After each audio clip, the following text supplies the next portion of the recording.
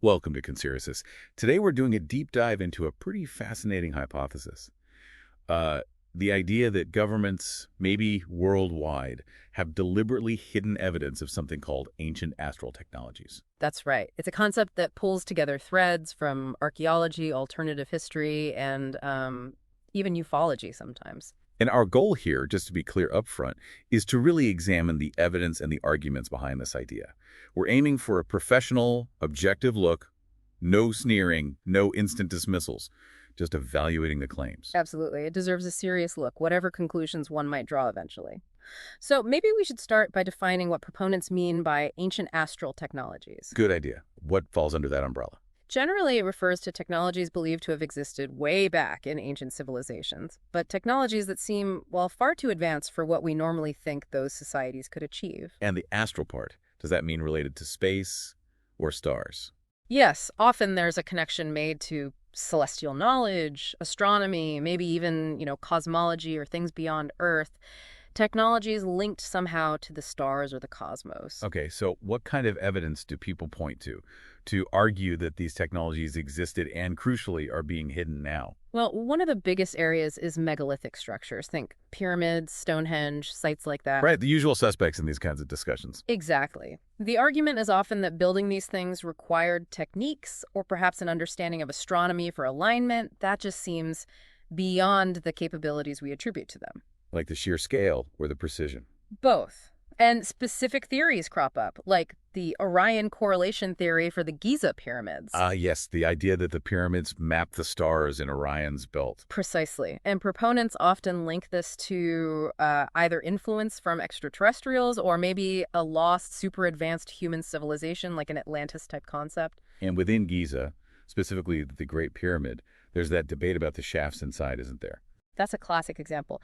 The standard archaeological view is, maybe ventilation shafts, air shafts. But the alternative interpretation Is that they were intentionally aimed at particular stars or regions of the sky, star shafts, designed perhaps for observational purposes, or maybe something even more technological we don't understand. It implies a really sophisticated grasp of astronomy and maybe engineering application. Okay, so massive structures with potential astronomical links. What else? Are there smaller objects, artifacts? Yes, definitely. That's another category. You get things like the saqqara bird found in Egypt. It's a bit like a model airplane, some say. It does, superficially. And then there are the Kumbaya artifacts from Colombia, sometimes called ancient airplanes or insects. Proponents see these as evidence of aerodynamic knowledge, maybe even functional flying machines in antiquity. But what's the mainstream take on those?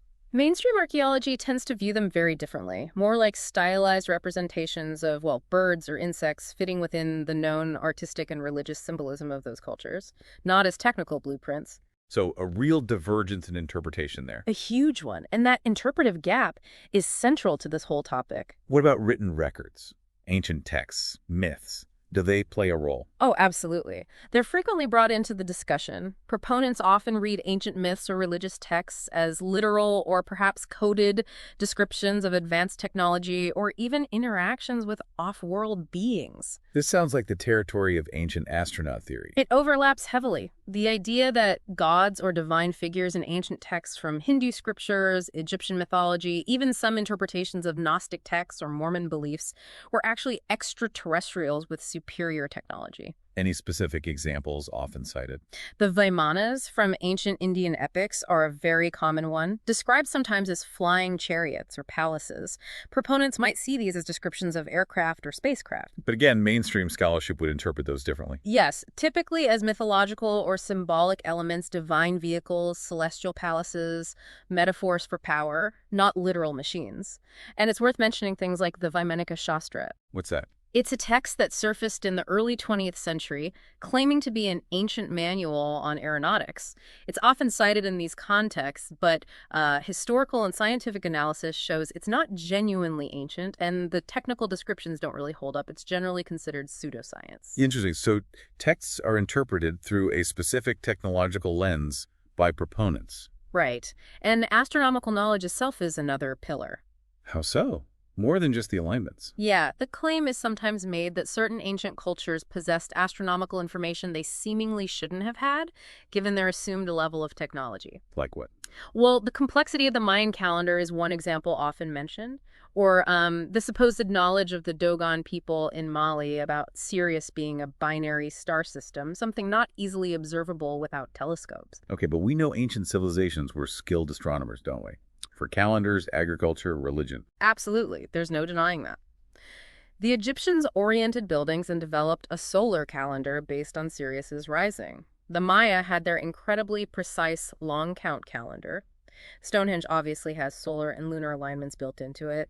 They were meticulous observers. So where's the discrepancy, according to the hypothesis? The claim isn't just about observation, but sometimes about the type of knowledge, like knowing Sirius B exists or understanding celestial mechanics in a way that seems anachronistic.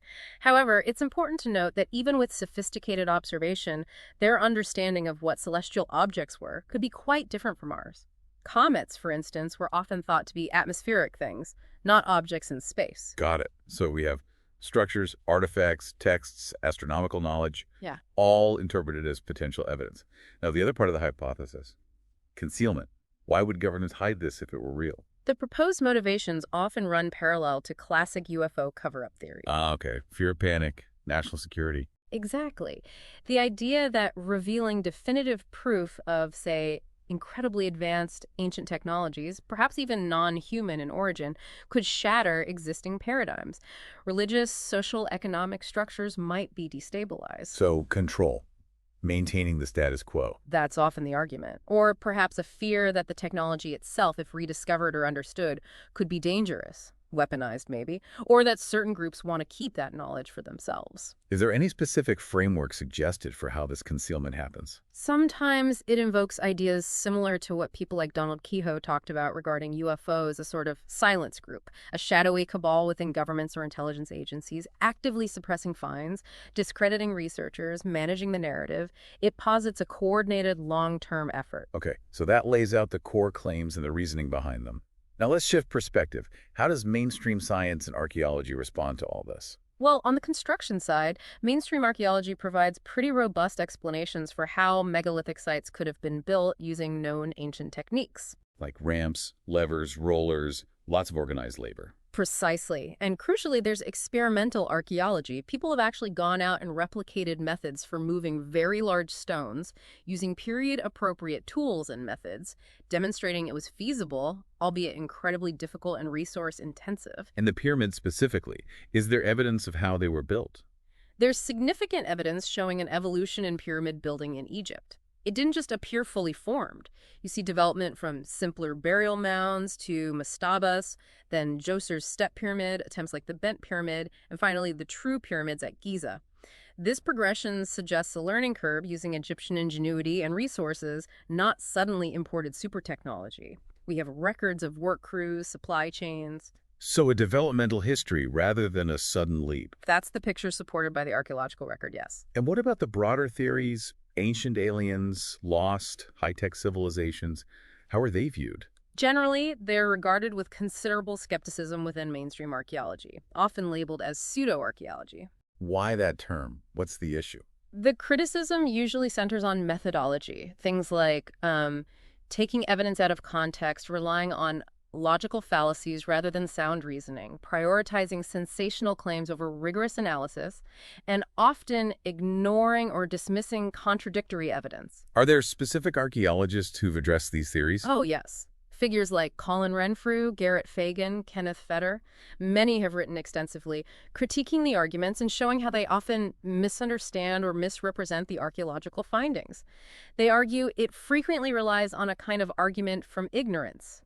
We don't know exactly how they did X, therefore it must have been aliens lost tech. Which brings us to that principle often quoted in science. Extraordinary claims require extraordinary evidence. Yes. Exactly. Attributed often to Carl Sagan, but the principle goes back further to thinkers like David Hume. And the idea of concealed ancient astral technologies is definitely an extraordinary claim, right? Absolutely. It runs counter to a vast amount of established historical and archaeological understanding. Hume's point was that if a claim has a very low probability based on everything else we know, you need an exceptionally large amount of high-quality, unambiguous evidence to accept it. And the mainstream view is that this level of evidence just isn't there for these technologies or their concealment. Correct. The interpretations of megaliths, artifacts, texts are seen as ambiguous at best or explained more parsimoniously by conventional models. There's no undisputed empirical smoking gun, no piece of undeniable advanced technology found in secure archaeological context, for example. That leads to another potential issue, deliberate fakes or hoaxes. Does that ever come up? It's a real concern in archaeology. History has examples. The Michigan relics, for instance. Thousands of artifacts found in the late 19th, early 20th century, supposedly proving ancient Near Eastern presence in North America. But they turned out to be fake. Completely fake. Modern forgeries, likely made by the person who discovered most of them. It's a cautionary tale about needing rigorous vetting and critical assessment of any find, especially ones that seem too sensational. You have to rule out hoaxes. Okay. And returning to the interpretation of ancient texts and myths, what are the main criticisms there? A major one is the tendency to treat mythology as literal history, which most historians and literary scholars would caution against. Myths often operate on symbolic, metaphorical, or allegorical levels. So reading a description of a god's flying chariot as a blueprint for a spaceship is seen as a category error. Pretty much. Also, critics point out the use of logical fallacies in many ancient astronaut arguments. Like what? Well, in non sequitur, the conclusion doesn't logically follow from the evidence presented. For instance, this carving looks a bit like a helmet, therefore it must depict an ancient astronaut. The leap is too large. Or a false dichotomy. Either ancient people built this with simple tools, which seems impossible, or they had alien help. This ignores other possibilities, like advanced human techniques we haven't fully rediscovered, or simply underestimating ancient ingenuity. Another one? Begging the question, where an argument's premise assumes the conclusion is true, like interpreting ambiguous text passages assuming they must be describing technology, rather than proving it first. Mainstream scholarship emphasizes understanding texts within their original cultural, linguistic, and historical contexts. Before we wrap up, you mentioned connections to other theories. Is there anything else similar in theme? There is the Tartarian Empire conspiracy theory, which has gained some traction online. It's a bit different, focuses less on astral text specifically. What's the core idea there? It proposes a vast, technologically sophisticated global civilization. Tartaria existed relatively recently, maybe into the 19th century, and its history, its grand architecture, everything, has been deliberately erased or co-opted by current powers. Oh, another narrative of a suppressed, advanced past. Exactly. It shares that theme of a hidden history and a cover-up, often pointing to similarities in architecture around the world or supposed anomalies in historical records as evidence. Different details, but a similar structure to the kind of thinking we've been discussing. Right. Okay, so bringing this all together as we conclude this deep dive on the ancient astral technologies hypothesis, what's the main takeaway? Well, our goal was to lay out the claims, the evidence cited, and the counterarguments objectively. What really stands out is the stark difference in interpretation. Yeah, the same piece of evidence, a pyramid, an artifact, a text, can be viewed in radically different ways depending on the framework you bring to it. Precisely. Proponents see hints of extraordinary lost knowledge and potential concealment. Mainstream science sees explanations rooted in known human capabilities, cultural context, and gradual development, while stressing the lack of unambiguous, verifiable proof for the more extraordinary claims. And that burden of proof really seems central. It is. For claims that would rewrite vast swaths of history and science, the evidence needs to be exceptionally strong and clear. The debate really hinges on whether the evidence presented meets that high bar. So far, the consensus in the relevant scientific fields is that it doesn't. A fascinating topic with deep roots in how we interpret the past and question the present. Thanks for listening to Conspiracist.